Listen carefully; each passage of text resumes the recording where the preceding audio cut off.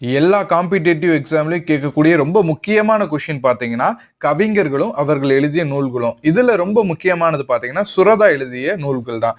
அமுதும் தேனும், தேன்மலை, துறைமுகம் இது எல்லாமே சுரதா எழுதிய நூல்கள்.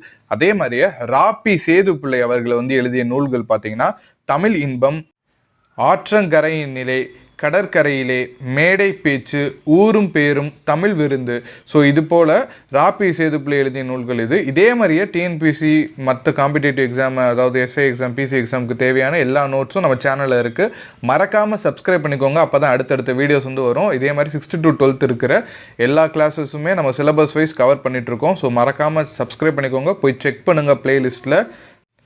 வி முனுசாமி அவர் பார்த்தீங்கன்னா வள்ளுவர் உள்ளம், வள்ளுவர் காட்டிய வழி, திருக்குறளின் நகைச்சுவை, திருக்குறள் உரை விளக்கம் இது போன்ற நூல்கள்லாம் எழுதியிருக்காங்க.